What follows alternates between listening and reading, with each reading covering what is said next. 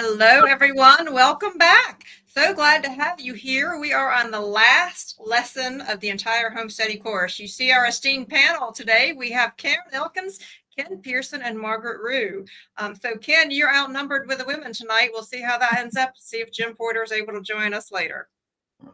I'll bring as much male side as I can to the table. So we're so glad to have everyone here today. Hard to believe that after over a year of working on this particular program that we're actually here at the last lesson. Margaret, that's quite a remarkable feat, don't you think? I think so. It's amazing, Kim, what you've done. Well, what we've done, and that's what I want to say for all of us, how exciting is that we're actually here. So please, I want to remind you all that when you see the countdown from 9 to 1, it's actually because of what Walter Russell would say. If you can read and count to 9, you can master the secrets of the universe. So before we get started into our session here today, I'm going to ask my beloved Ken Pearson if he would lead us in meditation. And meditation, did you want the waterfall or the beach tonight, Ken? Either one will work for me. Okay. We'll leave that up to our tech team behind the scenes. Tech team, go.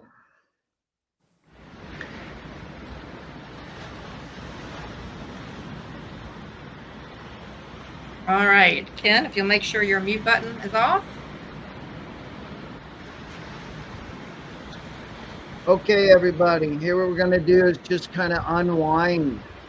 Meditation is about decentration as opposed to concentration. In order to decentrate, it's a desired force as opposed to a thinking force. So desiring for our thoughts to get slower and slower, and desiring for everything to slow down within, and training ourselves. And that's why meditation is such an important part of a balanced life. Get out of the chaos and the world turning so fast and everything moving at the speed of light, especially nowadays. There has to be a way to unwind, and that's what decentration is, and that's what goes along with this home study course. In the first 2 units, we're taught a lot about meditation and the importance of it throughout the whole study course. This is one of the most important things we do, and it's not a thinking process or a measuring process. It's a doing process. So if you desire to meditate, then you are meditating. So as we look at this beautiful sunset and the waves, and we can feel the rhythm of the ocean, and that kind of gets out of our brain and into our knowing. And if you look at that beautiful sunrise, I believe John corrected it, it's a sunrise, you know, imagine being there and seeing that sunrise and just embracing the beauty.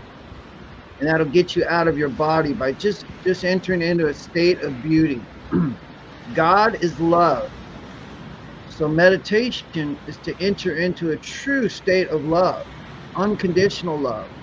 And that love is within you. And that is one of the hardest connections we are making. But that's what we strive to make in every moment of every day, is to feel that whole connection of oneness within. So as we sit and get quiet, let these words guide you as they have guided me so many times. As the glory of thy anointing light descends upon me, my soul quickens. Thy light is all around me. Thy light shines through me. Thy light encompasses me. I am dissolved in thy light. Thy light and my light have become one. I am immersed in my light. I am in thy light, knowing thy light, and here I say, be thou with me, so that I would not be myself alone ever again. Just connect to that concept that you're never alone, that the light is within. And that meditation, that is your true portal to wholeness, the true path to finding the light within, and happiness is within. As we've heard so many times throughout our theories and our concepts and philosophy, is the kingdom of heaven is within. Well, that's what meditation's about. So just to get that moment of quiet, a moment of peace, and let's desire, we're going to spend 30 seconds just desiring stillness. And let the sounds of the wave and the colors of the ocean take you away by desiring stillness.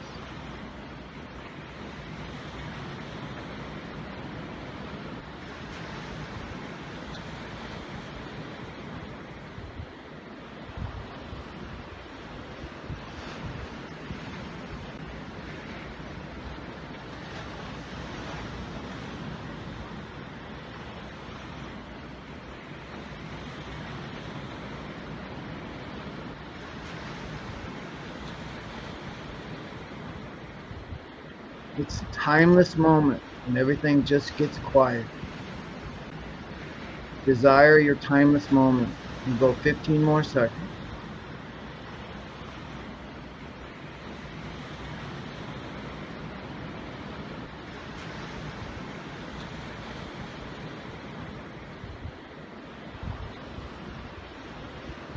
All right, come on back. All right.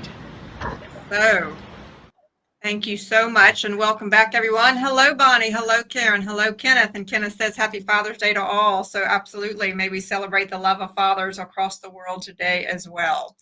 So as we go into this, we are here in lesson 48, which is the very last lesson out of the entire 12 units. And we're going to divide it into two parts because I don't know if some of you recognize when we were preparing for this, this particular lesson is 50 pages, like huge. Like I think what happened, Margaret, is that when Leah wrote unit 12 by herself, she must have gotten every last question she had and crammed it into this one. Do you think? That's right. I noticed that too. So a lot to discuss here today. So why don't we go ahead and dive in? I hope that some of our others will be joining us in just a bit. So if we would, Margaret, I'm going to ask you if you would, starting on page 879, if you'll read that first line and that first paragraph, please. All questions are answerable in light. Thou art light. Thou canst answer them. As you draw to the close of the year's course, you know that when you fully understand the principles given throughout these lessons, you will be able to answer your own questions. If you do not understand the principles, then you do not yet know the inviolate laws which we have been endeavoring to teach you. The day will come, however, when you will know these principles beyond question. Study and restudy the lessons until you do. As so many students have stated, this is not just a year's course of study, it is a lifetime study.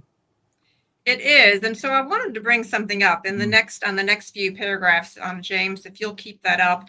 You know, they encourage us to start in January of each year, but I wanted to highlight what that yellow sentence. It says, find yourself unfolding in the light of all knowledge.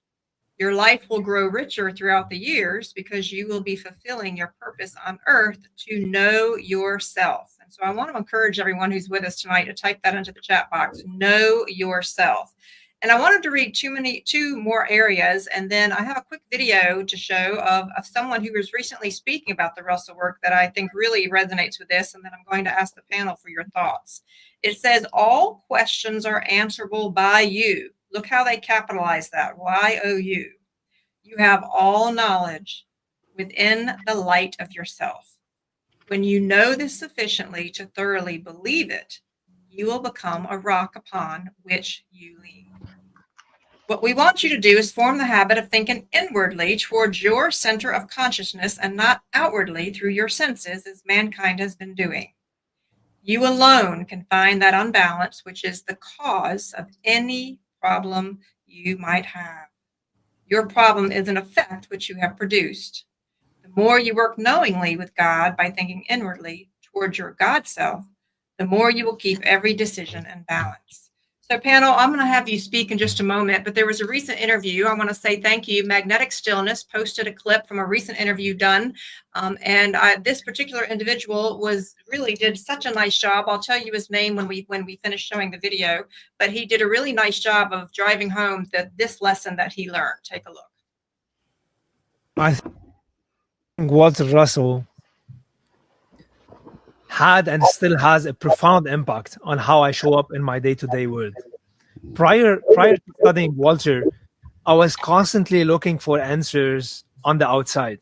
And though there was always a part of me that I knew that answers did not reside on the outside, I always felt guilty, and I had like some form of fear that I'm missing out.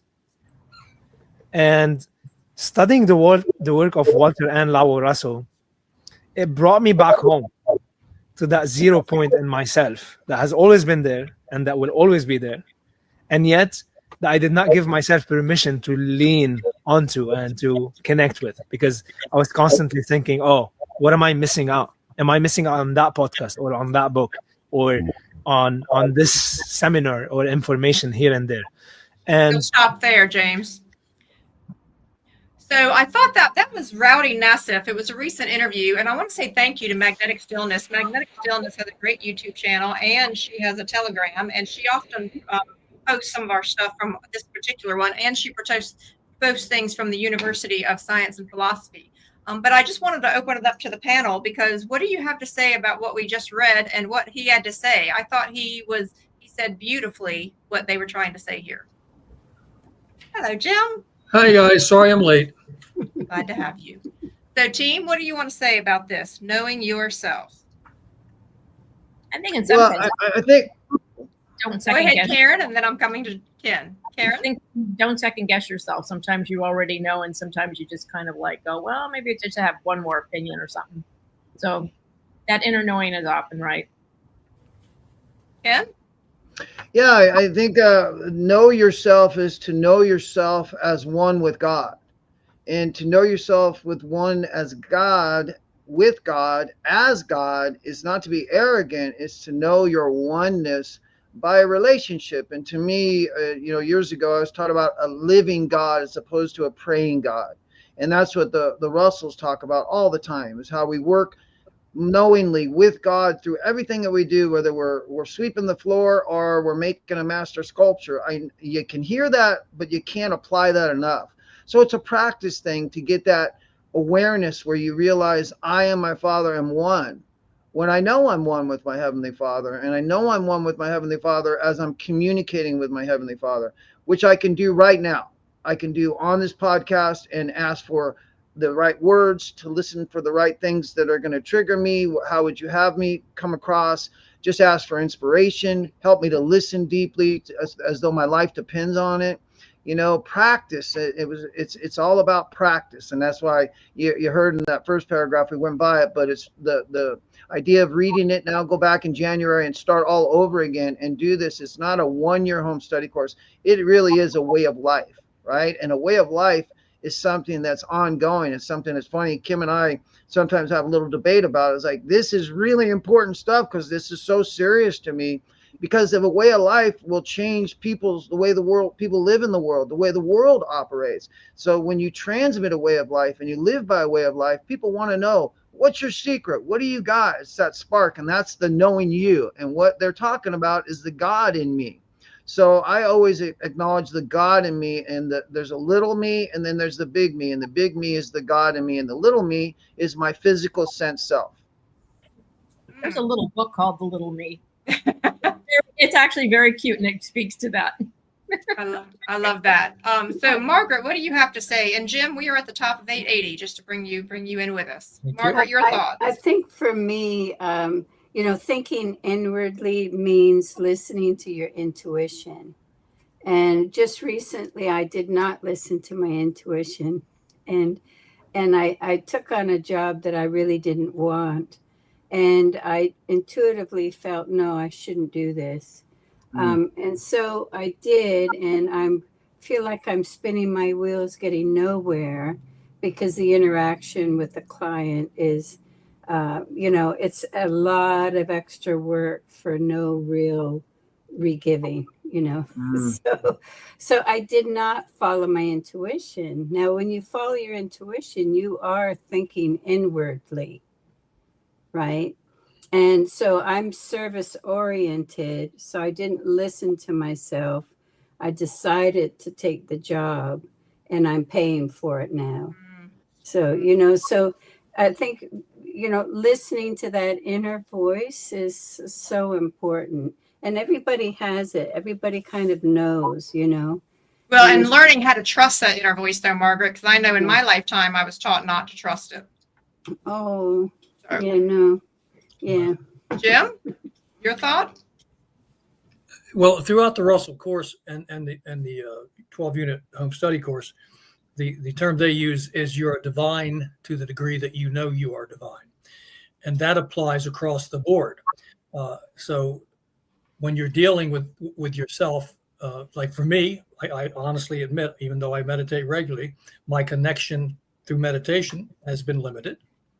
So I'm intellectually aware of my divinity, but I haven't had that spark. I mean, I believe my divinity is me and I am it, but I haven't had that spark where I know. So I intellectually know I'm divine. I'm looking to know I'm divine. Okay. No, that's a whole new perspective there, Jim. All right.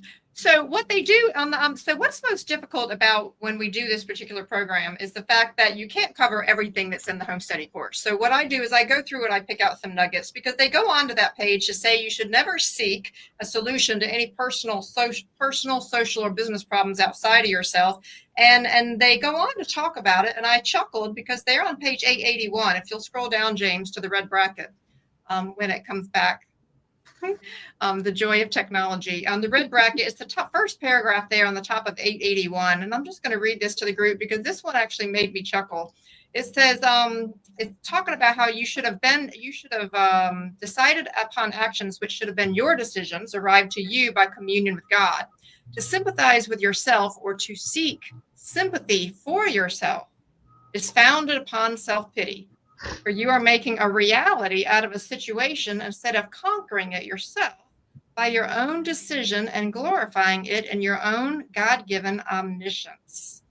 Passing the creatorship of yourself to another self is the greatest possible factor in weakening rather than in strengthening yourself. So I wanted to ask the panel what they thought about that, because that was really, really intriguing to me. I love that statement because, you know, it's like she says we all create our own destiny. And I think a lot of people, they wait for life to happen to them, but they don't realize that really they have to visualize what it is they want. And then first, you know, take your hand out and try and grab it or work toward it, and God will meet you halfway. But the first step is you have to realize you're creating your own destiny. Well, and what I thought was so interesting about this paragraph, Margaret, is they were saying don't seek to other people to create that. I mean, that is something that you have to do. And that really, really spoke to me. I mean, because we've all been to that point where we seek sympathy. We're like, come on now, I'm not the only one who's living this, right? and they're saying don't do that, to conquer it with your own decisions and glorify it in your own God-given omniscience. And so, Ken, I know you talk a lot about the three omnis. What does that word omniscience mean to you? That means to have all knowledge of how things work. So it means all intelligence of how this universe works. It's not infinite intelligence, because then we couldn't be godlike. So remember that. And the best way that I can relate that, is we've talked about many times, is, you know, we talk about the science, the elements of matter, and how they construct themselves and form themselves. And, you know, you would think in philosophy, what purpose is that? It's to be able to bear witness to how the mind of God creates. So that enables each of us to become greater concepts and greater creations by knowing how God creates.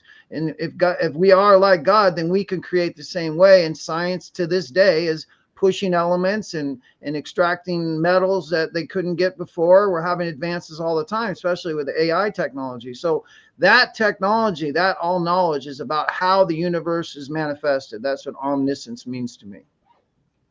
Okay. All right. So let me go on and continue down page 881. I'm going to keep us at a good clip here because we have a lot to cover. They go on in that next paragraph where it's highlighted in yellow and talks about a leader of men does not ask to be led. I thought that was a profound statement there. I think that, and that's something for us all as we even seek that personal leadership. But they went on to talk about in the next paragraph, and I'm going to ask Jim and Margaret especially, they said, do not misunderstand us, with the blue highlighted. Do not misunderstand us by thinking we are advising consulting with another. let us clarify our meaning. So if something's wrong with your car, you're aware of it and you decide to have it fixed. That is your decision. So they do go on, and Ken often says to me, if you break your arm, you want to go get a doctor. You're not just going to wish the arm into being healing. And that was something that Leo talked quite a bit about. Could you say a little bit more about that, Margaret and Jim? Margaret? Yes, Leo always said that everybody technically is selling something. You might be selling a house, you might be selling a car. She was selling God. So, she knew God, so she was qualified to sell God. And so I think that the students that follow these writings, they feel that they have an authority in this course. So, but it is true. Some people have technical knowledge. A surgeon definitely has technical knowledge, and sometimes you have to rely on a surgeon. Sometimes you have to rely on a car mechanic, a plumber, an electrician. But when it comes to, as she says, passing your creatorship of yourself to another self. Now, sometimes if you see an unhappy marriage, what's happening is one is deferring to the other, always deferring to the other. And so they're losing themselves in the process. They're not creating themselves. So I went to a lecture not too long ago, and this was a very powerful couple that were giving this conversation. And they had a huge, discussion. And they realized that they had to give the freedom to one another for them to create their own selves, because they weren't doing that.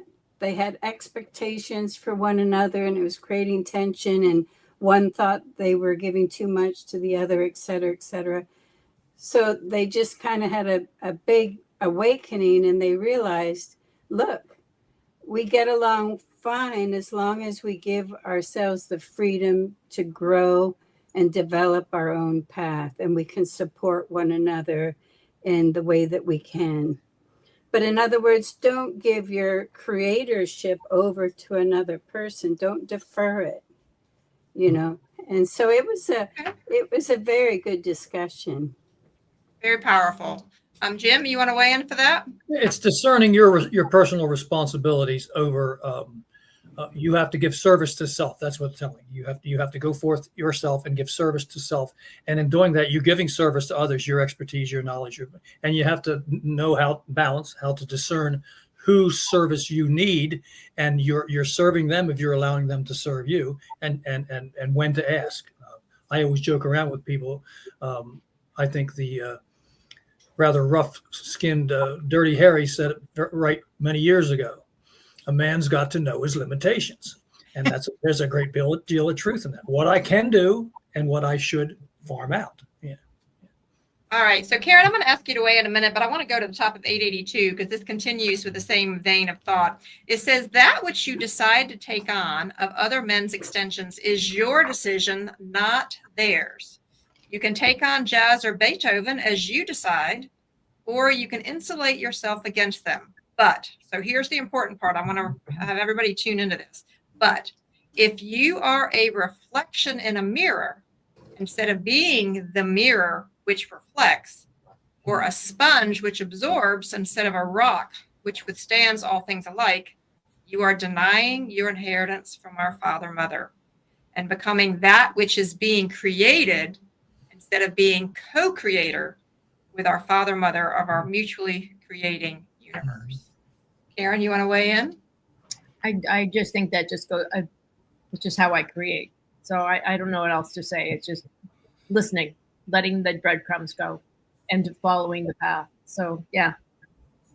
Well, I wanted to ask if anyone else on the panel. And so for all of you, please understand that Awaken Your Inner Genius was all about encouraging you to get your own copy of the home study course. And that's still what we're about. Here we are all these months later. We're going to announce at the end kind of what our plan is moving forward. But here we are on us 18 months into the project. And that one paragraph, I'm going to ask the panel to chime in. That one paragraph has so many nuggets in one paragraph. Like, I would actually take that paragraph and I would write it one sentence at a time and really inhale, deeply take in all the wisdom that's in that paragraph. Team? Well, Yep. I would only add to that when she says, you know, don't be the mirror which reflects, or don't be the reflection in the mirror, be the mirror which reflects. Yes. Yeah. And so she's really telling us to go out and create. Mhm. So don't just absorb, but go out and create. And every time you create something, it forces you to develop the knowledge to create. And so you're actually living the teachings by creating something. And so you're really helping yourself more than anybody else when you go out and create something. And it could just, you could go out and create a beautiful meal. You could go out and create a beautiful event for family. You can go out and create a nice clean house. It can be practical things too, but Yes. it's ultimately helping your own soul. Ken, you have a comment before I go on to the next question? Yeah. I thank you, Margaret. That was really good. And I think a great way to parallel that is, as being a writer, I like to write. I would never ask someone, hey, can you give me a concept for a screenplay or a book, and then I'll write it, and then call them and say, well, what do I do here? What do I do there? Yet we see that in life, how we're so apt to ask other people, what would you do? How should you do this? Because we don't trust our own inner voice. And so, like Margaret's saying, it's a practice. You have to practice at it. And as you do it, all the way from just, I'm going to go clean my house, you learn the principle of creating. Creating is the same thing, whether you're creating a good meal or you're creating a piece of artwork, it's still creating, as opposed to being created for you. You know what I mean? And so in terms of that, it's kind of like expressed to me in life. If you go lock yourself in a closet, God's not going to stuff a hot dog through the keyhole to feed you. You gotta go out and grab the food. And then there's an old adage too, right? You can hand all the spiritual food you want to someone, but if you don't consume it, you're never going to process it and be it. And that's what we're talking about. That's what Leo's talking about. Walter's talking about seek the creator within yourself. If you're going to want to create something, and like Margaret's saying, just practice creating little things at first, and then the big things will just come automatically because you now know how to create. Well, and what I find so interesting about the work, and what most humans I don't think really resonate with, is they don't understand that all of those little things that we do in life are creation. We have almost like put creation under the whole Adam and Eve story, and we already dealt with this in the last lesson. Creation is everything that we do, that we breathe into being.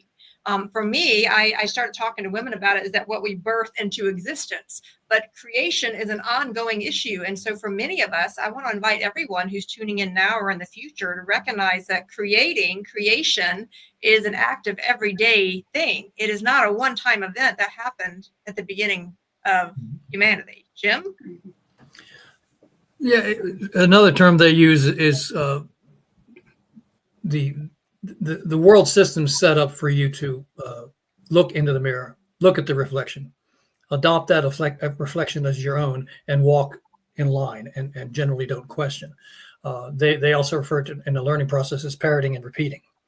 It's the same thing. You have an image thrown at you, that becomes the image you accept, and then the greater image, which is you able to create anything that you desire and bring it into your life, gets lost, and then you become a dependent instead of a creative genius. Yes. All right. So last thought here before we take our next break. So the next question there on the bottom of 882, Ken, I was going to ask if you could read the question, and then I was going to read the answer. There at the bottom of page 882. Here's the question. Last week, I was meditating over a problem which remained unsolved for some time. The thought that I knew entered my thinking, and almost simultaneously, the answer followed. The unexpected suddenness of the answer caused me to experience such a great inspiration that I am wondering if I had a partial illumination. Yes. All right. Every time. So Leo says this, every time an answer comes that way through the light, notice that light is capitalized, you have been illumined to that extent. A full illumination is to have all knowledge given to you through the light all at once. Cosmic man is unfolding a little at a time by many illuminations. and the number of that many every man may set for himself.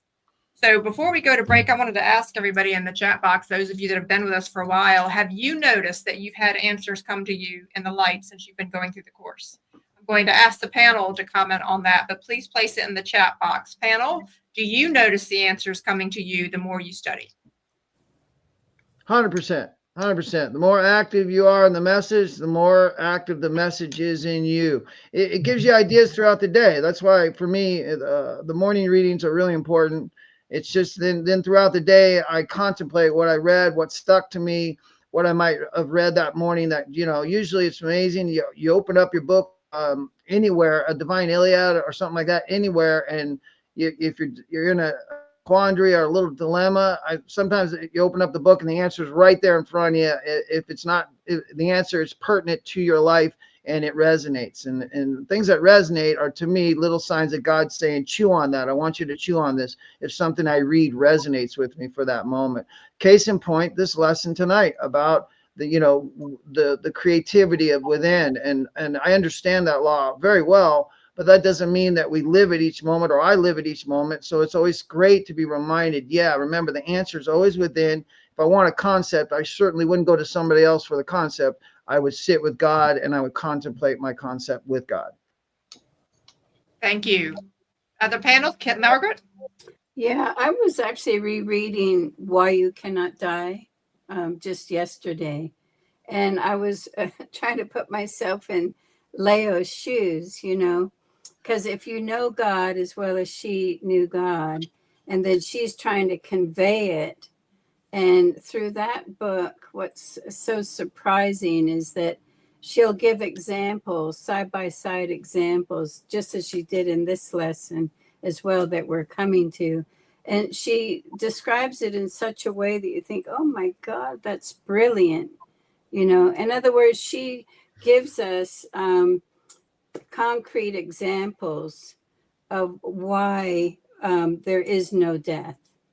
Yes. And it's absolutely amazing, because it's something everyone overlooks, because we think of our body as ourselves. Yes.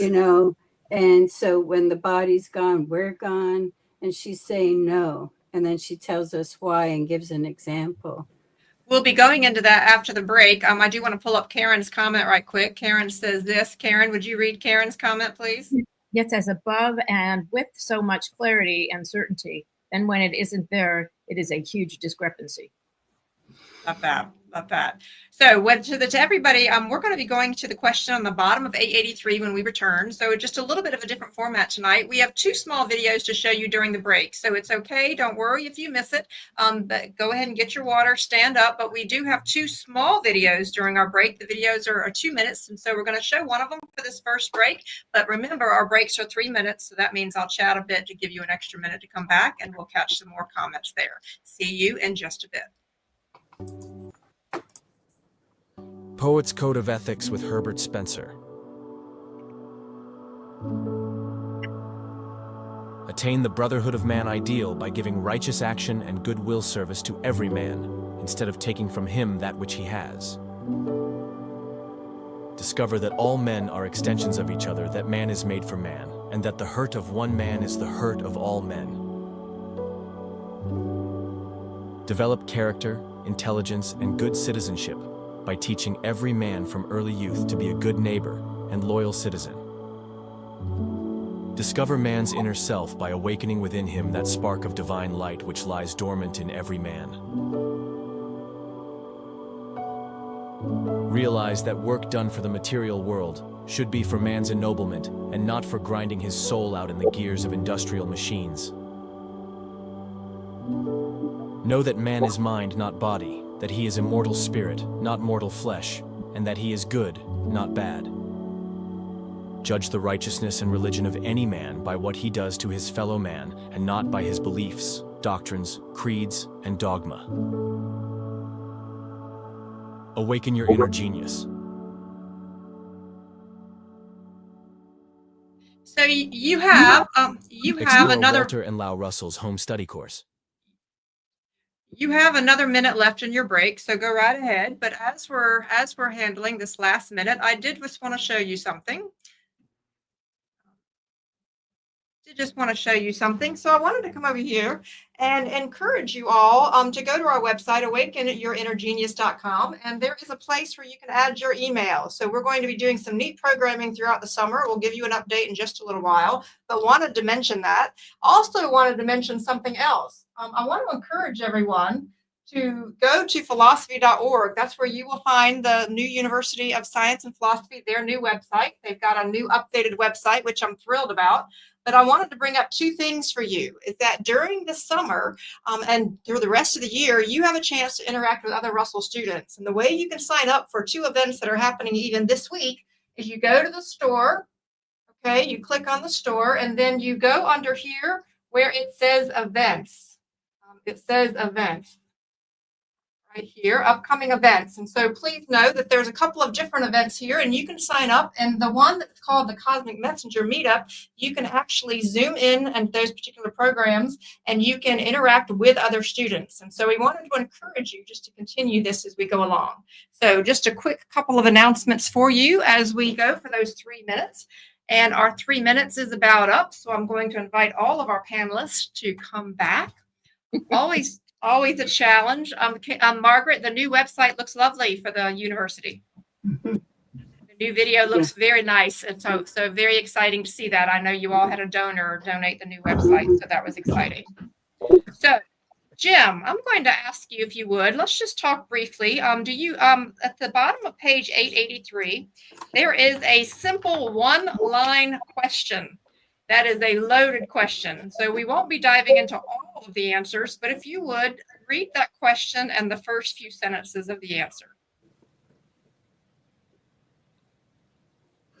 Question. I have lived before. If I have lived before, why do I not remember? And who am I? Who am I? Who I am and who I was in another life? That's a loaded question. That's a loaded question. The answer begins with reminding you that your body is not you. You are right. Go ahead. You are a mind idea, a cosmic identity. You have always lived. All right, so they go on for the whole rest of the page to describe this, and we're not going to go into all of that, but I was going to ask the panel to comment on this. But before we do, I was remiss in going back to just a couple of comments. So panelists, be thinking about what you want to pull from that page. Bonnie was saying to the previous conversation this. She was saying, Karen, if you'll read that for me when it comes up. And I don't see it. Karen, go ahead. I'm not seeing it other than that. I know that I know it's labels illumination. I'm really encouraged. Is that the one? Yes. And now that I know, yes, that is labeled illumination. So that's good, Bonnie. We want you to have more and more illuminations. And then let's go ahead to Rita's comment. We're going to go Rita and then Susan. And Rita says this, Ken, would you please read that one? Yeah, but my internet's going in and out, so bear with me. Go ahead. Yes, and I know I'm not straining to make them up because they are so outside what I was thinking. They come from something outside my regular way of thinking. That is sometimes how it can feel when you're first starting. Absolutely. And Susan, let's have Susan chime in. Jim, would you please read that? This is not unlike what happens when you study the Bible. The scriptures teach through parables, proverbs, history, as well as directions for giving up the ego. Yes, it's very true. All right. So thank you. Lots of comments here. So let's just briefly talk about this whole idea. It says you are mind idea, a cosmic identity. So if everybody write that down, a cosmic identity. You have always lived. Margaret, what do you want to say to people about that? You could read all of Leo's books and the home study course to dive into this, but help me summarize this page. Boy, that's a big one. I think that what's interesting about the soul and the body is that we have to realize that it took eons of living in order to Margaret James. Go ahead. Okay. It takes eons of living in order for us to develop to the stage that we are at now. So Go to Margaret. Yes, Margaret. Okay, so say a little bit more about that, Margaret. Then I'm going to go to Jim and Ken and Karen. yeah, I think the reason why I like the home study course and then also Leah Russell's book, Why You Cannot Die, is because she goes through the entire arc of men's unfolding from, a single cell amoeba all the way through to our present stage.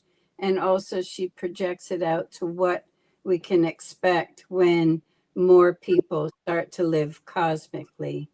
But it's the memory of all those prior lifetimes that have created us. Yes. So nothing is ever lost. Everything that you live through this life, you're carrying it forward into the next. And that's why in the Bible it says, seek ye the treasures of heaven within you.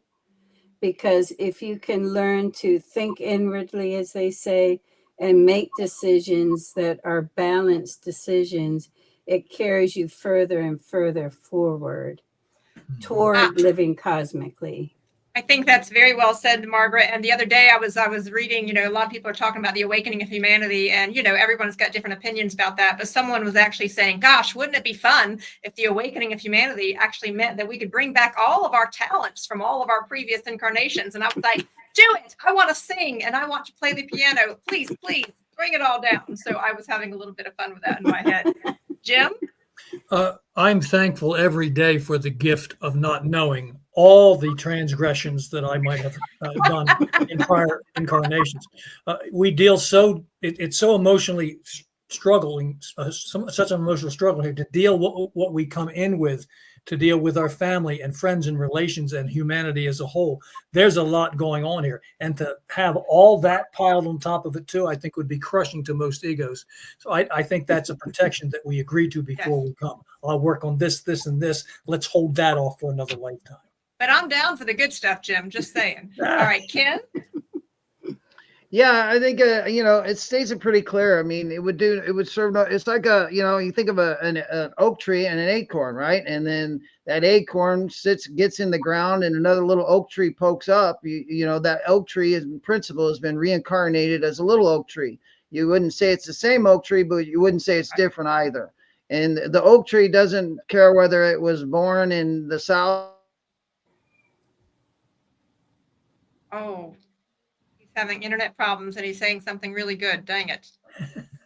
All right, that was a really good oak analogy. Just as an aside, Kim. Yes. Yeah. Leo used to say whenever someone came up to her and said, oh, I had a past life regression, she says they always say that they were the Queen of Sheba, Yes, and not a washerwoman that was, cleaning the stone steps in a prior palace or something. Too funny. In other words, it's every life we live. And I think too that we intuitively know that some of our lifetimes probably have been very difficult. And so some lifetimes I think you can kind of sit back, relax, and enjoy yourself because you've earned the opportunity to be a little bit more relaxed in this life. You don't always have to keep battling, accomplishing, fighting. You can also be still and know. I love that. Ken, can you finish up that idea? Because you were saying something quite profound about the acorn would not say that it was a past life oak tree. Go ahead, because we lost you for the internet. Yeah, I mean, the other side of it is like, when we say reincarnation, a lot of the times that question's being posed, and Leo will respond that way, and so will Walter, is you're not asking what you think you're asking. You're asking, why won't I see my body? Why won't I see my sense self? And that has no purpose in creation.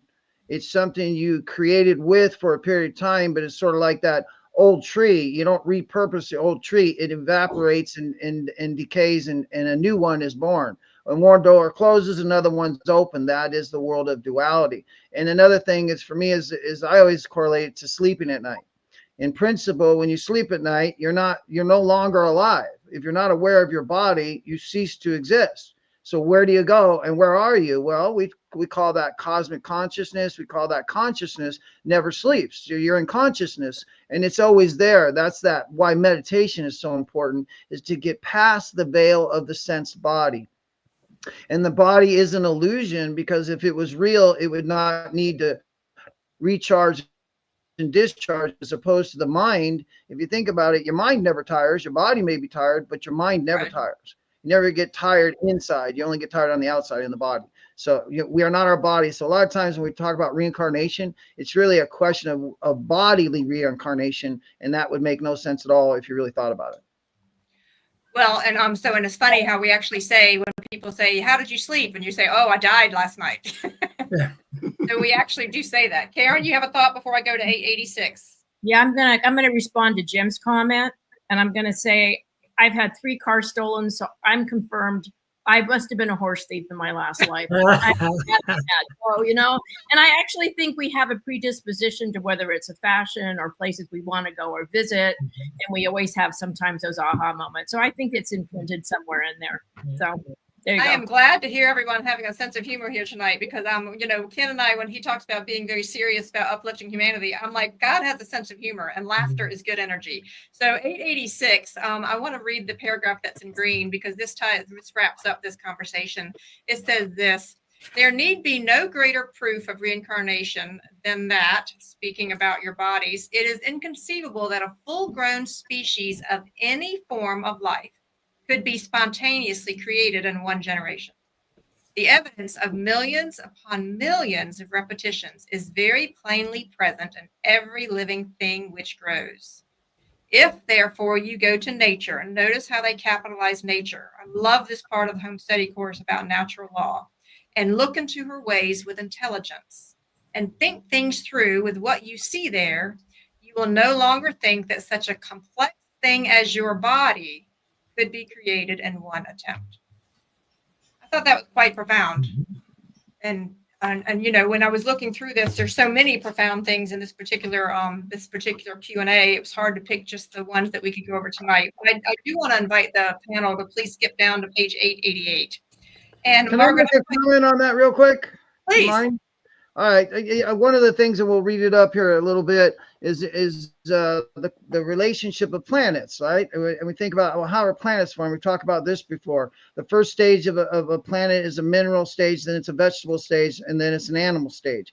So, you know, you look at Mars and it's red hot. You put, you know, so hot that if you put a cold pry bar on there, it would melt instantly. Then you go to Venus, which is a planet that is now full of steam because it's sufficiently cooled down enough where the minerals have created, with the heat, have created vapors and water. Now that steam is now creating a vegetable environment. In fact, Venus would be the next planet basically for mankind to live on, and it's coming in motion to come into that Dixieland zone as it comes closer and closer to the orbit of the sun. So these stages of planets are like the stages of life, right? And so everything has its stages. So if you realize that, you realize, like it says, you know, we talked about before, every idea, and this is a hard concept, that's on this earth first started in the sun, right? Those rays had the polarized water in the amino acids now converted into from 1 cell to 2 cell to 4 cells.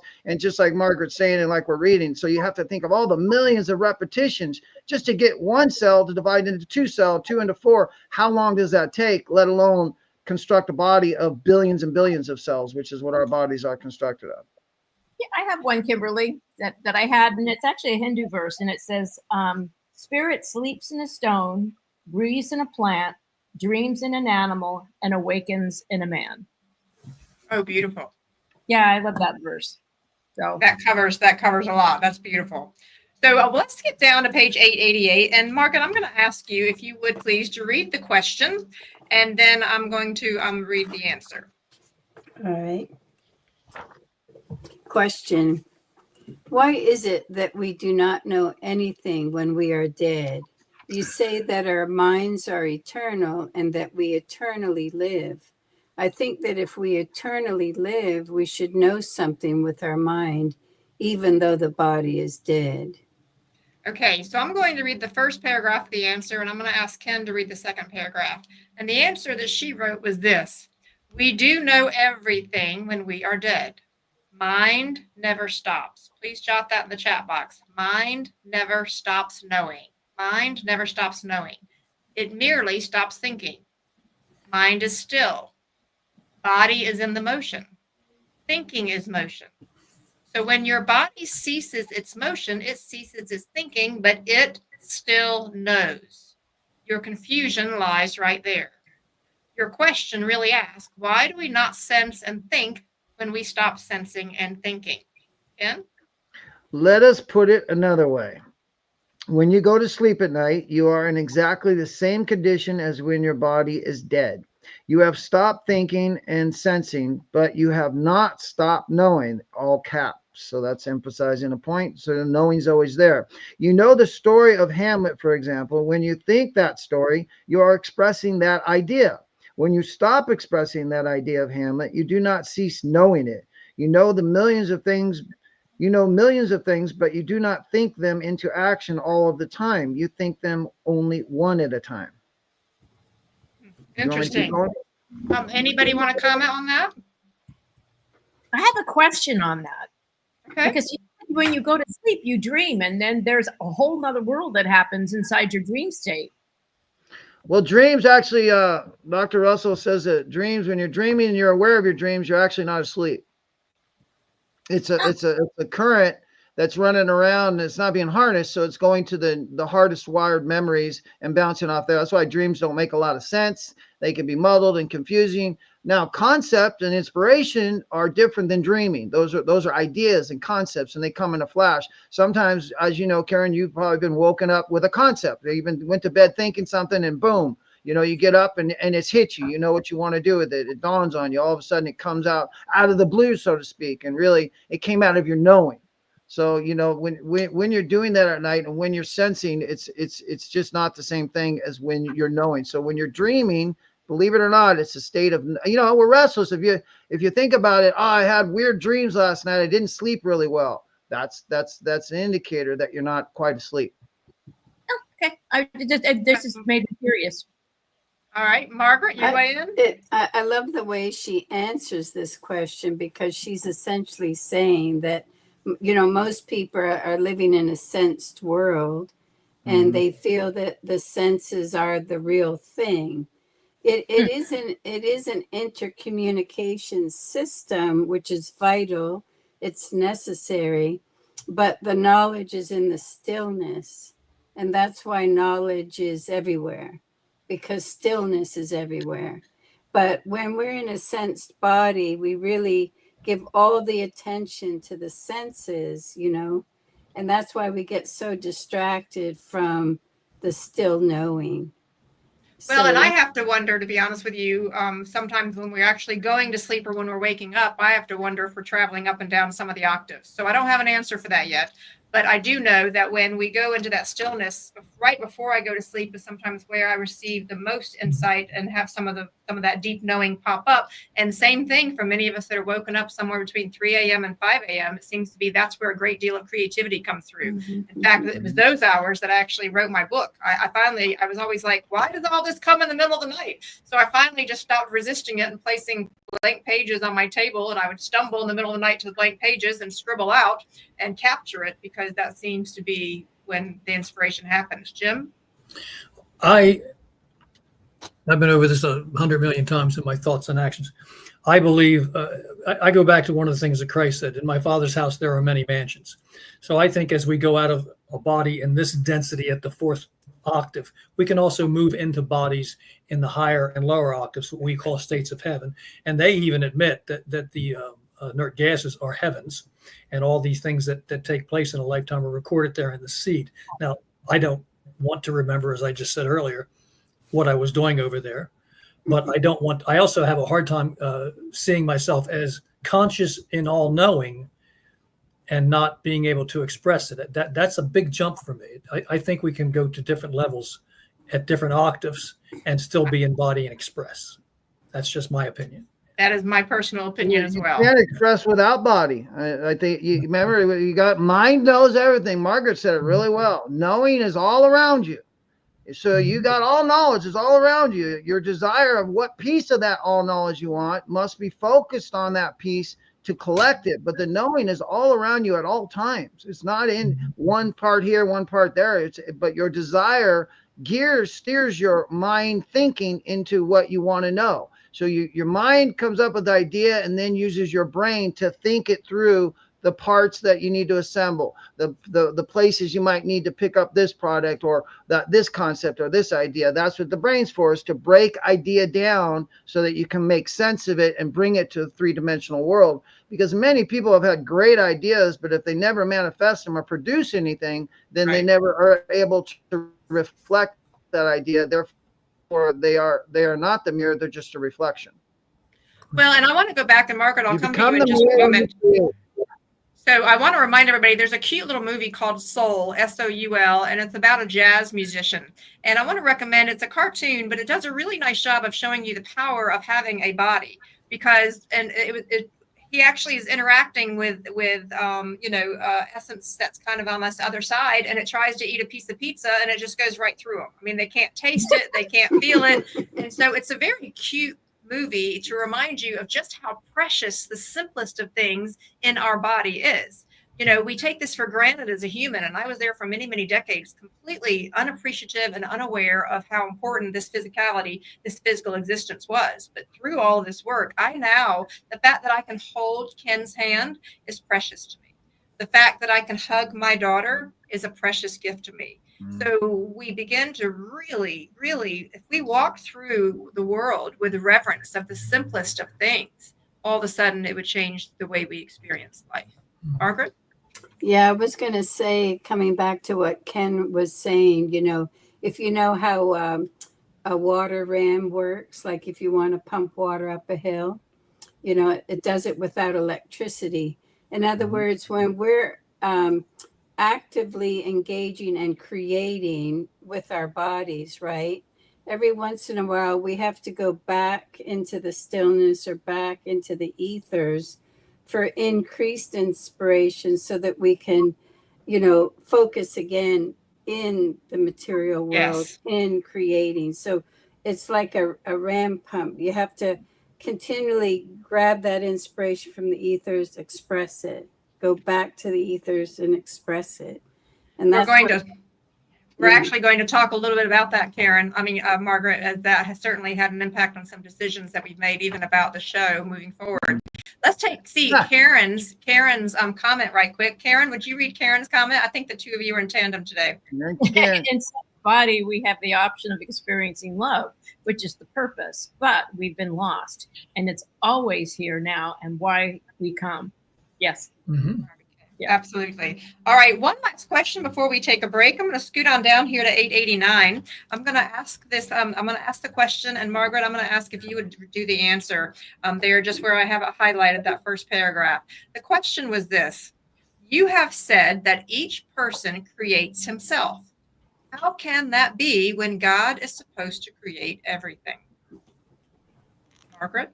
And the answer, God does create everything, but God is mind, and so are you. Mind desires to express its desires. The result of such mind expression is body in motion. Mind in you, which is one with God, desired to express the idea which is you. Your mind gave it an imaged form. Each day your desire to express yourself changes you from moment to moment into the kind of person you desire to be. As you think, so you become. If you desire to bless and give love, you make yourself into that kind of person.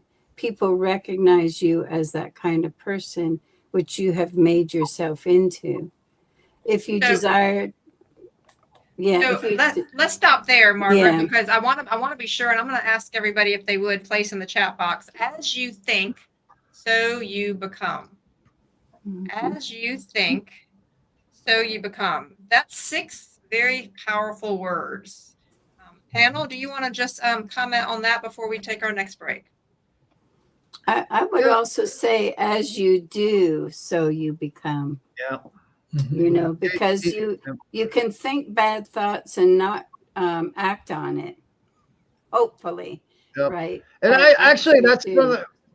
Margaret's quoting Leo right there. It's you're the sum total of your actions. If you were the sum total of your thoughts, like Jim, you wouldn't want to see yourself, right? Because of the thoughts that we harbor. And that's what I learned a long time ago. A thought's just a thought till I give it energy, till I empower it in my life. And sometimes worrisome thoughts or concerning thoughts come. If I empower them, then they have control over me. I'm creating with them. It isn't forced upon me that my concerns and my fears are bringing them in. So that's why it's so important to get free from the body and to operate from that place of I am not my body. My body. I don't say I'm tired. I try and say my body's tired, but I don't tire. There's nothing in me. You can ask Kimberly, and nor does Kimberly tire. I can reassure you that, right? But her body might get tired, but I know that woman, and she never tires. I love that woman because of that too. Also, one of the things of it. So, what lovely conversation and what fun we're having here today. So much more to be said. To the panel, when we return from the break, we're going to start at the top of 894. We do have another small gift from Karen Elkin. She's been on a roll. It's another small video. So, as we go into this next break, we're going to bring up Leo's Code of Ethics and simply enjoy and relish in the conversation. And I'll jump in for that last minute, but don't worry, we'll still give you your 3 minutes. The Code of Ethics for a Living, Philosophy with Lau Russell.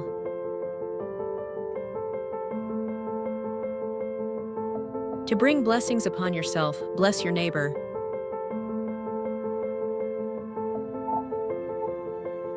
To enrich yourself, enrich your neighbor.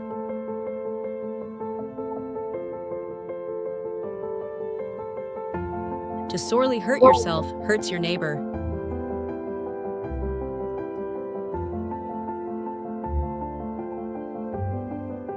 He who seeks love will find it by giving it.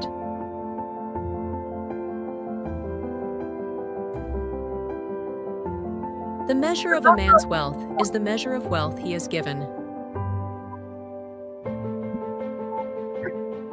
To enrich yourself with many friends, enrich your friends with yourself.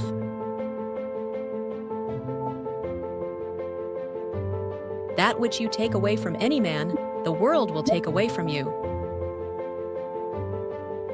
When you take the first step to give yourself to that which you want, it will also take the first step to give itself to you. Peace and happiness do not come to you from your horizon. They spread from you out to infinity beyond your horizon. The whole universe is a mirror which reflects back to you that which you radiate into it. Love is like unto the ascent of a high mountain peak. It comes ever near to you as you go ever nearer to it. Awaken your inner genius.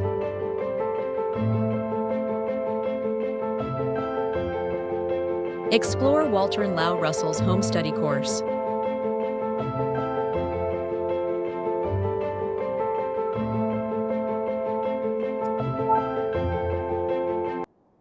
So you still have another minute left in your break. So please feel free to go ahead and enjoy that. We wanted to be sure that we were showing you all the different resources that are available on the YouTube channel. A lot of heart, a lot of love, a lot of effort has gone into these past 18 months on this particular journey. And so as you're just tuning in and relaxing and joining us this evening, or whether it's in the future, we all on the panel just wanted to say thank you. Thank you for simply being the gift that you are to the universe. Thank you for sharing your energy with us. We notice and we see all of you that are joining us. And we want to invite you all to please share this with others. You know, we talk a lot about love, and love in action can be more than just simply, we've had some of you actually donate to the channel, but we also wanted to encourage you all to please go ahead and share this. And so wanted to actually show the Awaken Your Inner Genius YouTube channel right there. And please know at the end, I wanted to show you, go to the playlist if you'll do that right quick, James, and notice that you can see all of the playlist right there. You can go back starting to Unit 1, all the way down, as we'll scroll down, you'll see all the units all put into a little area together, and you can see all the lessons for each unit. So as you come back from the break, your 3 minutes is up. We wanted to remind you of the resources. And so during our episodes, we show you some of Karen's videos. I have to tell you, we have a special video at the end of today. I think it's not exactly specifically about this lesson, but I've seen it earlier today, and it may be my favorite video out of everything that Karen has done. So I want to have you look forward to that. Stick with us until the end here today, because it is an incredible video. And in fact, we're going to load it up on YouTube just as soon as we can, and we'll be promoting it on social media. So before we continue to the group, I know it's a little bittersweet here that we get to the end of the 12 units. I just wanted to ask the panel before we jump to page 894, how does it feel knowing that we've come all this way? We've actually made it through an entire year of units and lessons that are all there. The proof is right there on YouTube. So I was just curious in the panel, how does it feel knowing we've come that far? I'll go first just because I was the one who'd never done the home study course. The rest of these guys are like seasoned experts. So for me, it was a hellacious amount of learning, of which was rich in context and insights. And I am so grateful for having done it. And thank you for inviting me to be along on the journey. So thank you. Thank you. Who else wants to chime in? How does it feel? Here we are at the end of 12 units. Well, I think it's just an excellent, every time I go through the home study course, I pick up things that I totally missed on a prior reading. And I get more and more surprised. I thought, oh my God, I didn't realize Leo said that, So it's surprising because I think I just wasn't ready for that particular concept. Right. And then I bump into it and I think, oh, so that's what she meant. So it is true that, it is an unfolding. So when you're ready for it, it shows up. And I agree with you. I agree with you, Margaret. I find that I'm a different person each year when I read it. Mm-hmm. So if we talk about evolving, we don't have to have a past life to be, a past life. We don't have to have that to be a different person. I'm a different person each year that I've been reading through it. Heck, I'm a different person at the beginning of the year than I am at the end of the year. Jim, how does it feel knowing we're here all the way to the unit 12? Well, I'm thrilled because the most important thing to me in life beyond studying and learning the lessons personally is to share them with others. So that's a completion of things. Even Dr. Russell, when he asked the creator, how do I get this out to the world? The answer was, give it to 10 who will give it to 10, and it will rise up as a wall of granite beneath your feet, although it'll sweep the world on its own. So his responsibility was not to tell everybody in the world. His responsibility was inspire 10 to tell. Inspire 10. Yeah. All right, so that's our challenge here, inspire 10. So we each would go back and inspire 10. Ken, how does it feel knowing we're here to the unit 12 before I go to 894? I think it's a privilege. And one thing I would say to everybody is, just like it's a creating universe, so are you not created. You're creating all the time. Whether you do anything with it or don't do anything with it, you're still creating. And if you don't do anything with it, then you'll learn the lesson of lacking or feeling without, but you will learn that lesson and then take action to do something with the gift you've been given, which is the gift of life, the gift of all knowing, all presence, and all power, the three omnis. Those gifts are yours. They're mine. But nobody can, it's like that closet door. Nobody's going to stick it through a keyhole and shove it down your mouth. You've got to take it in. Just like you said, every time you read, Margaret's been doing this for 50 years. She just said, I read stuff and sometimes it'll hit me in a different way. And I might have read it before, but it means something different today because I am now at a different level of creation than I was when last time I went through this. And that's that ever sense of evolving. To me, there is no finish line, and I don't want one, right? I don't see where there's a finish line. It's like, is there a finish line to love? There's no finish line. Oh, I'm done loving. It's like love. When you really touch love, to me, it's infectious. I'm a love bug now. I'm mushy. I'm all the things that I used to not be, but I'm proud to say that I am today. My girl knows me as a very mushy. I love love. I love love. Yes. I do. I really do. I've learned to love love. I have said that to him many times. If people in the universe could love love as much as this man loves love, I'm telling you, the world would be a different place. This man just enjoys the experience of love, enjoys being in love, enjoys loving others, and wow, that's one thing that I called Jim about one night. Is I was challenged with some things that were going on, and Jim, you explained to me in a very wise way, and then we're going to 894. You explained to me that love is a state of being, not just a feeling. Jim? True, it is. Love is not an emotion. Feelings are emotions. Feelings are things that are in motion. Love is a state of being. It's eternal, and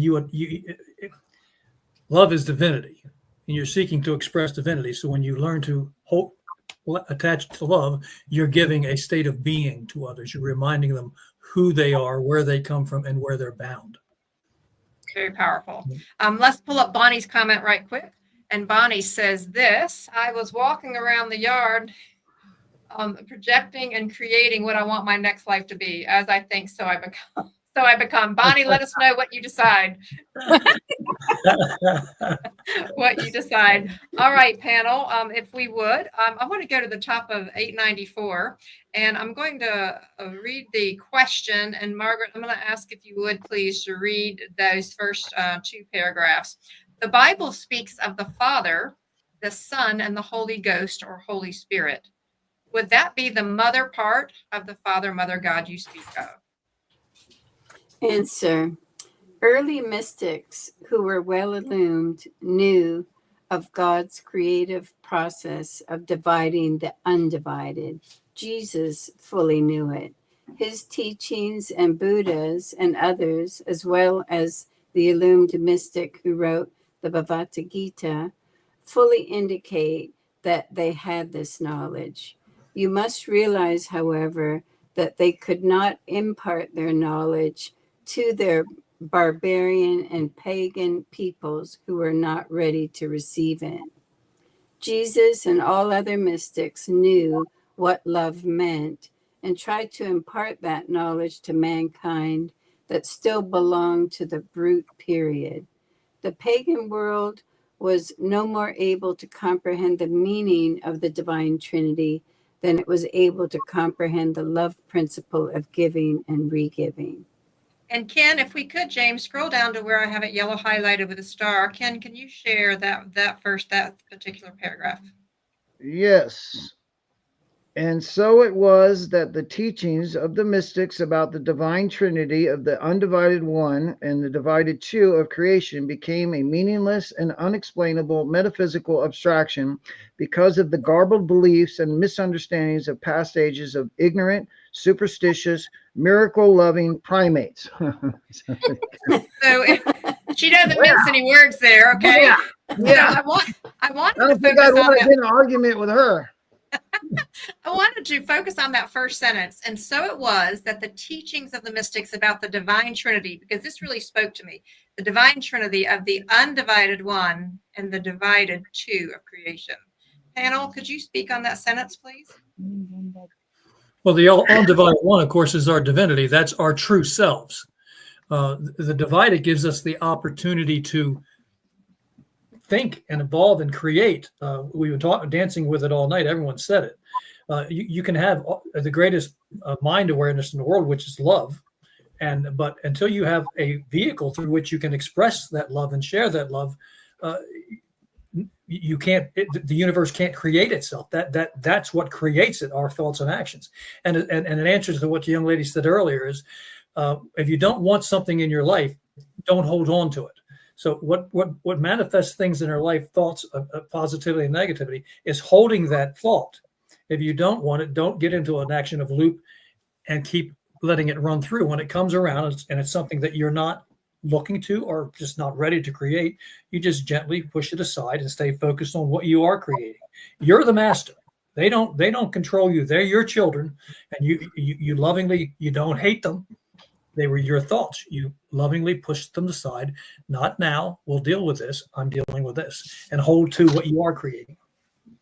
All right, so to continue on this conversation, I am jumping ahead several pages. I'm going to jump ahead to the bottom of 899 because it also ties into the subject love. I promise you, there's a coherence as I went through all 50 pages. I was bringing some themes through, and the question is this: please define love. Talk about three powerful words. Please define love. And Margaret, if you would read that first sentence. Answer. The love is the ecstasy of peace and rest in the balanced light of all knowing, which is God. The expression of love is in balance, giving and re-giving to manifest love materially. So And go ahead, Margaret. Yeah, actually, I also interpret that as the divine Trinity, Yep. because you have love is the stillness, the knowing, and then the divided is the compression, expansive pump. It's the mechanism for expressing and putting love into action. So you have to have the two divided in order to manifest the ecstasy and quietude of love. Well, and they went on to describe in the highlighted sentence over there on page 900, it says, to know love, you must know the light of love. To express love, you must be love, just as you must be the poet if you would express poetry. The greatest confusion, let me go on and then I'll ask the panel. The greatest confusion in regard to love is the very much mistaken idea that it is a physical thing which is possessed or can be possessed, or that love is its physical expression in material bodies through sex interchange. So panel, please talk about that sentence. To know love, you must know the light of love. Well, we've been there. Yeah. To know love, you must know what love is, and love is unconditional. It's on demanding. It's the ability to work with what is presented to you and embrace it and lovingly deal with it. Even the crap. Okay, this cup has been set before me. I had to be at least a participant in having it come my way. If not, sometimes it's a national or collective or a family thing, but I have my part in it, and I'm here, so I will do what I can to balance this situation. And don't fall into anger or resentment when you're dealing with stuff, because it's exercise. It strengthens you in your commitment to being, loving. Anybody want to add to that, Karen? There's one thing that goes back to the other thing, and I think before there was a time, because I've heavily gone into there's the two need to come. The male and the female is what makes life. That fusion of the blue and the red and the blue. The fusion is actually the chemistry that brings things to light. But there was a time in history when there were Shakti and Shiva. There was a time in the Kabbalah when there was male and female. What Jesus came back to bring was Jesus and the Sophia, the bringing back the knowledge. And he walked with the females. And I think when he came back to bring love. And that was his message. It wasn't to make a church. It wasn't to do anything else, and except us to bring back the love for humanity. He brought the Samaritans, the Romans, the Jews. And at that time, they weren't even called Christians. He brought everybody together to embrace life and to accept it. But he walked with the women. He brought back that division. And when even Buddha, he had his first enlightened person was an 8-year-old child, and it was a female. So when we look at a time when I'm going to say when they called the sky gods the Nephilim that came, the dominance of the female who used to be known as the wound of the earth, that switched and the dominance took away the DNA line, because we kept the line and the bloodline. The women did. And we owned the property and we owned the law. But in order for the kings and the priests to happen, things had to change. So something that, I'm coming to you next, Margaret. So what I appreciated, everyone on this panel brings a very different kind of gift. Karen goes off on, whenever she's reading all of this stuff, she does so much research. I mean, so for every hour of video or every 15-minute video you see, she's got 15 hours of research into this. And so I always appreciate how she's bringing in some of the bigger pictures. And that's what I think many of us are here. It's almost like we're playing a cosmic, it's like a cosmic treasure hunt, a cosmic scavenger hunt, pulling all these pieces together. So I do appreciate that, Karen, and thank you so much. Margaret? Well, I love when Leo is saying the confusion is the idea that love is a physical thing which can be possessed or which is possessed or can be possessed. And we've all seen couples where one or the other is very possessive of their spouse, right? So they're not giving their spouse the freedom for self-expression. And that is not love. It's actually an indication that the individual that wants to possess is very weak and insecure with themselves. And so it's a mirror, in other words. So when a person shows a possessive quality toward another, they're actually revealing their insecurity. Well, and I would add to that, Margaret, that it's even larger than that, because there are many religions or facets of religions that actually teach people this possessiveness idea. So when I married into the Southern Baptist world, okay, so I kept hearing the two shall become one, and I kept thinking, well, holy cow, which 50% of myself am I killing off to do this? Okay. So as a young woman, I was really confused by some of these things. I did not understand the expansion. I did not understand love as a state of being. I was trained in that state of ownership, Margaret. And so for many of us, the invitation for us right now is for us to expand, rewrite, awaken into a new understanding of what we know deeply, but we might have been trained otherwise. Ken, do you have a thought? Yeah, Margaret, and then Ken. I got a thought. Love is a whole concept. It's undividable. Love is something you can know, but you cannot see. So in order to divide love, it's a giving and re-giving. That's what we just heard. And that, as Margaret said, that is rhythmic balance interchange. That's the triunity. So love is undivided until you give it. And if you just give love and someone doesn't re-give love back to you, well, then you're giving to a taker, and that's not love anymore. Love is always re-giving, but you never give expecting. And so, remember, you can't get love. How much would it cost me to have you love me, right? I mean, you can't buy love. You can give love. That's all you can do is give love. The job of a giver, though, that I've learned is when you become a giver in life instead of a taker. And I used to be a taker, and I had to build a new character that was a giver. And when I became a giver and learned that it was much more fulfilling to give, that's when I started realizing, oh, this is love in action, in motion. If it's not emotion and I just sit there and want love, I'm trying to get rather than give. And that's why we repeat it over and over again. If you want to be loved, give love, and love will be re-given to you. It's a guarantee because it is a mirrored universe. So the giving and re-giving are the left and right, the male, female, and then the love is the undivided one. And so therefore, like beauty, rhythm, truth, balance, you can know those qualities, but you cannot see them. Same with love. You can know love, but you can't see love. It's interesting. Go ahead, Karen, and then I'm going to jump down to 905 because it ties into what we're discussing here. Yeah, it goes back to what Margaret said. The person who was dominating was weak, but the person who actually let herself be dominated was also weak. So they're both sides of the same mirror.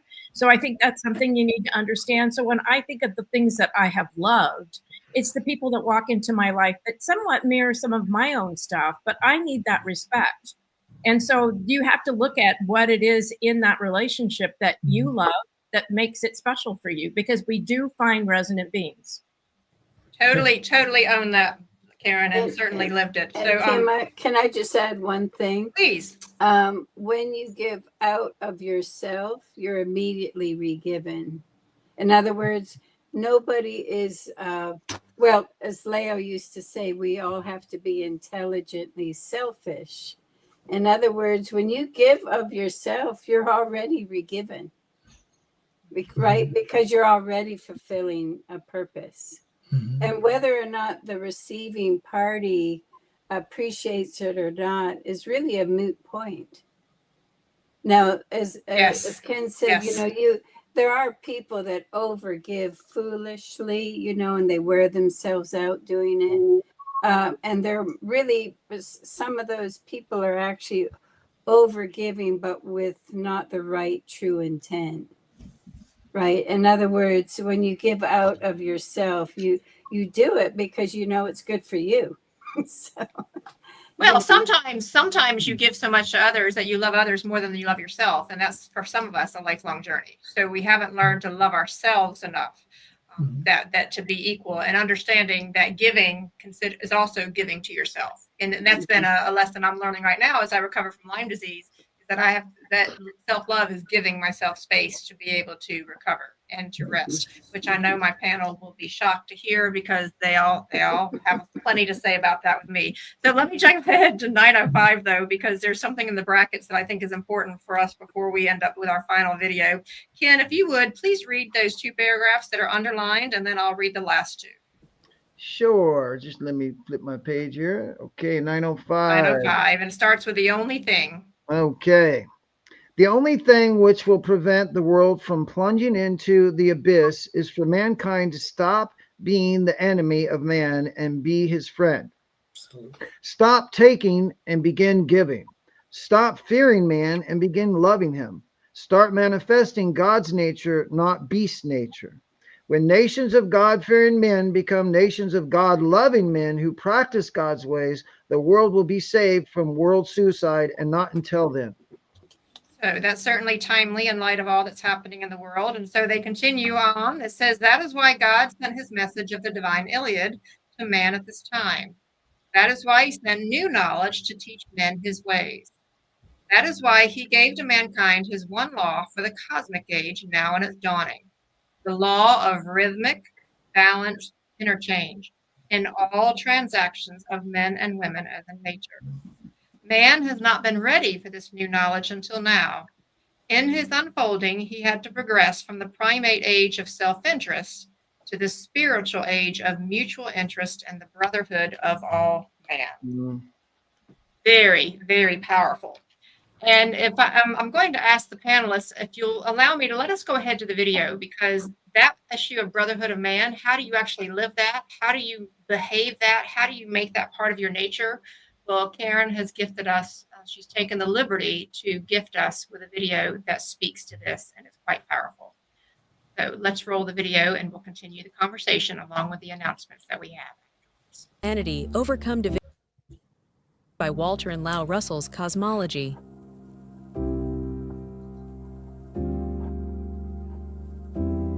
Toward the still point awaken, your inner genius.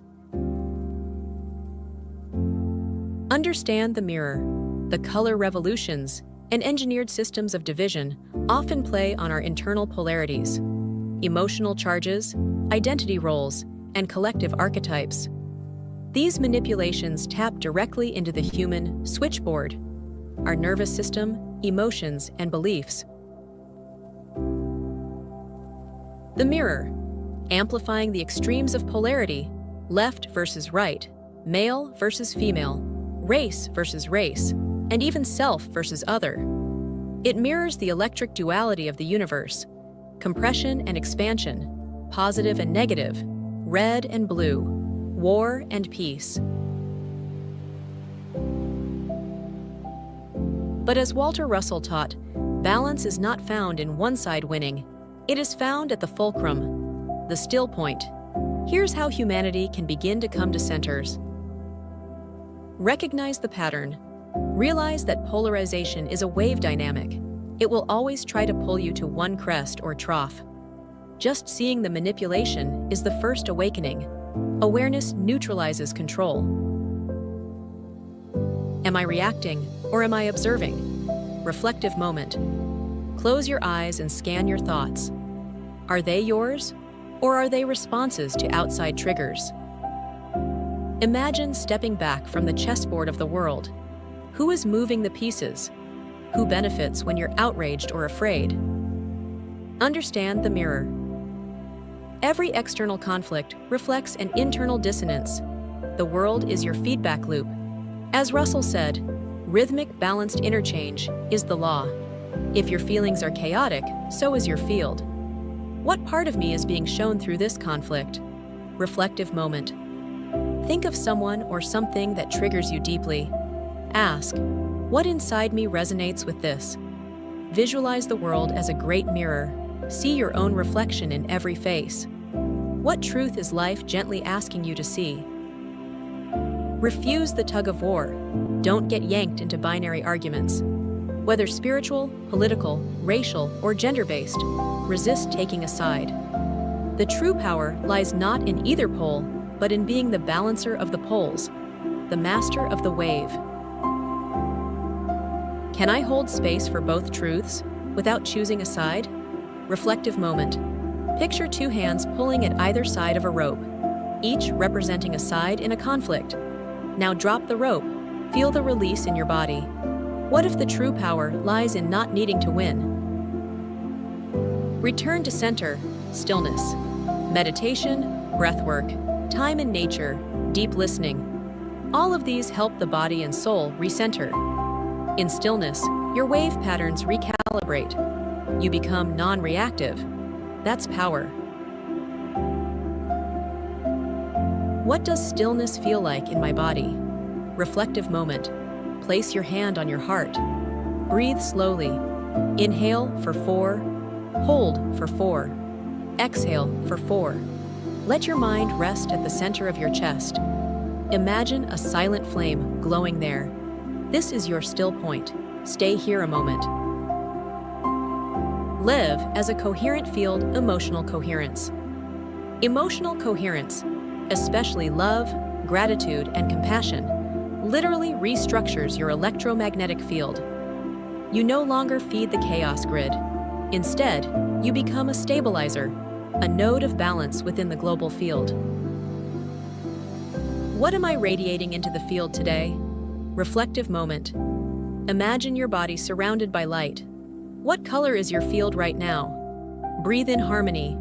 Breathe out dissonance.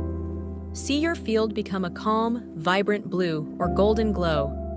Ask, how can I walk into the world as peace? Unify through the heart. The heart is the center of your electromagnetic being. It's not just poetic, it's electrical. Coherence in the heart sends organizing signals to the brain. Social harmony begins here. What truth can I speak today with love? Reflective moment. Think of someone you disagree with. Feel their humanity. Now breathe into your heart and silently send them love. Not agreement, but connection. This is the bridge. Unity doesn't mean sameness. It means compassion. Tell a better story. Don't just reject the divide. Create the new narrative. One that aligns with unity, diversity, and harmony. The sacred both and. The power of myth, language, and art can override centuries of programming. What new narrative am I willing to live into? Reflective moment. Write or say a new story of the world where unity, creativity, and purpose are rising. What role do you play in this story? Say aloud, I choose to be a harmonizer, not a divider. I choose to reflect the light. The still point is not emptiness. It is full spectrum harmony. Only from this center can humanity see clearly, choose wisely, and begin to build a civilization in tune with cosmic law, not artificial division. All of our senses are electric and charged until they are not. When you know you are charged, unplug.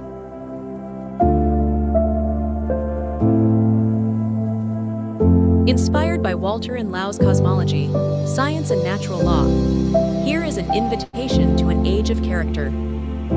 Awaken your inner genius, be still, tap into source.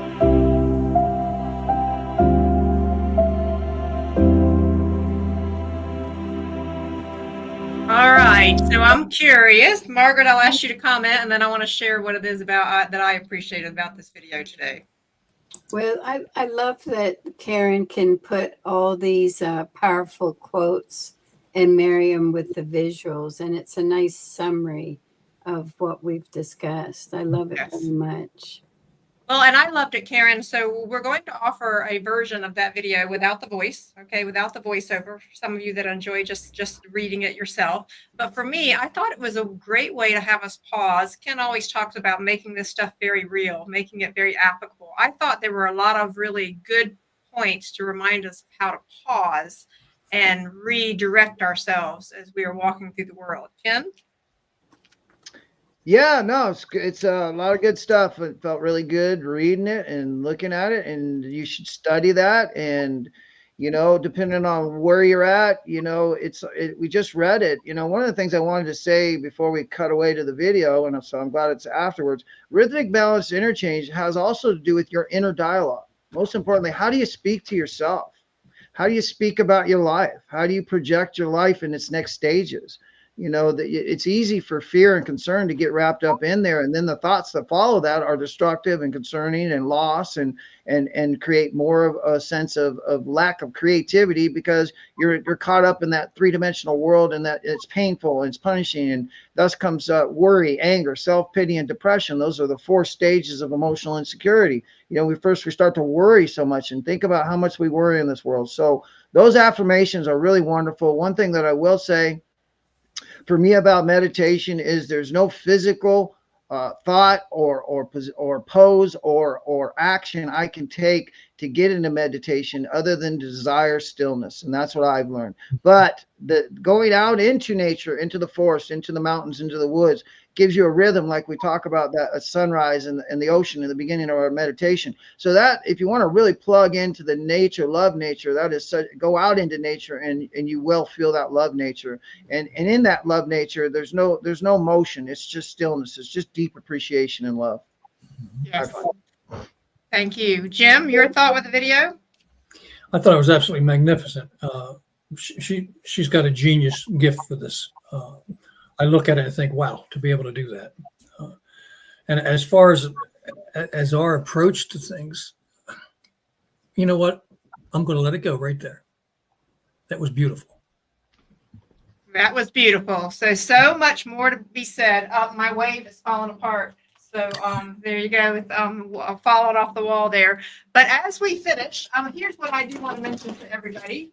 A couple of things as far as just some announcements for the group. We're going to start next week. We'll start on page 906. So that's the mention to the panel. And for those of you following us along here, the question as we wrap up here, before I share my final thoughts and share kind of what's next for Awaken Your Inner Genius, are there any compelling thoughts from the panel that you feel need to be said at this moment before we wrap up? I have something. May I suggest? That's a good closing. May I suggest a T-shirt for Ken to wear next week? What is that? All right, give me just a moment. So he's pulling up a T-shirt here. He made it while we were talking. Getting to know me. Here we go. Ah!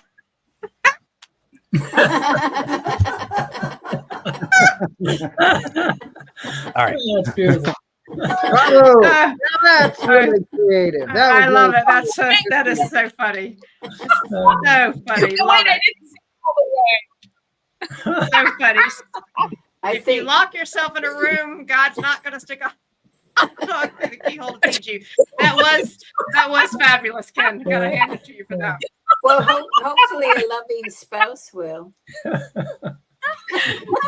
That is funny. That is awesome. So as we wrap up here this evening, I know we're running a bit behind. I just wanted to mention to you, so lots of people have been asking us, so what's next for Awaken Your Inner Genius? What's going to happen after you go through units, all 12 units? And to be honest with you, as my co-creator, Ken and I, we've been asking ourselves the same question. And the answer we were receiving is that we didn't need to end it, and we also weren't receiving the answer that we needed to continue it. And so here's what the moment came, is that what we decided is that after next week's episode, the panel and I have all talked together, is that we're going to take a sacred pause. And we're going to take a pause for the summer and reconvene and come back on Labor Day weekend. Now, don't fret. There are a couple of things I want to bring up to you. We wanted to seek that stillness so that we may be re-inspired and figure out which way to go. Please know that many of the members of this panel started this project in December of 2023. We practiced from December all the way through April of 2024, and then we actually went live in May of 2025. Jim will remember all of our practice sessions because we had to do a lot of practice before we could even come online. Is that a fair way to say it, Jim? Very much so, and very true of me. True of all Believe of it or us. not, people, it could be worse. So Yeah, you should have seen him when we first started. That's right. So 18 months that we've been at this. And so we want to mention something to all of you. So here's what we would do want to make a commitment to you is that you'll see some various programs throughout the summer. We are not finished with the journey at all. We are asking for support and love as one that I go into recovery for the summer and give myself time. And that's a gift of self-love. And that the team become re-inspired about what's next. And that each member of the panel begin to think about what is their role. Because to be honest with you, we spent so much love and energy that many of us that are still working haven't been doing our real work because we've been so busy doing this work. So we've got a lot just to kind of reorganize in our life. And so we want to encourage you all. James will put the address, the website there in the chat box, and want to be sure to include your emails. So you know we're coming back next Sunday to finish up this last lesson. And we'll have the emails to be able to let you know in the summer what's going on. But here's the thing is that you can go back and start over with Unit 1. And Ken, that's what you wanted to encourage people to do is just go ahead right back and start over with the home study course, right? Yep. Yeah, don't fall out of it. Stay in it. This is, again, we did not read every paragraph. So there's so much, as Margaret said, after 50 years of reading this stuff, that you're layer after layer, and each layer makes your light brighter and brighter and your capacity greater and greater. So don't stop just because we're stopping. Plus, we're going to have some vignettes and some other live episodes we're going to create around some of the other literature that will be peppered in throughout the summer too. So that's why we need your emails to send you out a link and an email to let you know of a special broadcast and other things that we will be doing throughout the summer. And we're going to kind of pick those projects as we go along. And therefore we can announce them to you with your emails. So look forward to a lot of great things coming our way and coming your way. And feel free to email us your ideas. So this was not necessarily an easy decision, and we still feel that there's other bigger answers coming. And so stay with us. We're very, very proud of the fact that we have right now, as of today, we have 764 subscribers. That's 10. That's enough for 10 for all the panel plus you. And so please continue to spread the word. Join us next week. And please feel free to email us your ideas because it is our great privilege and honor to be with you all as much as we have over this past year. Wow. A gracious thank you to Walter and Leo, to the Divine for guiding us on this journey. And any final thought, panel? This is my goodbye. I just think it's really important that everybody understands we keep the connection. This is not a disconnect. We're just letting you know we're going through stages of unfolding and creativity, but the message is going to continue to be produced and presented for everybody. All right. And feel free to check out philosophy.org and the events. They have 2 events coming up this week. Tuesday night, you can join the science event to talk about the science, and Thursday, the Cosmic Messenger to talk about the philosophy. So please, let's continue the words. Take this message here tonight, dear ones, and we will see you next Sunday. Much love to you all. Love you, my angel. You look beautiful tonight.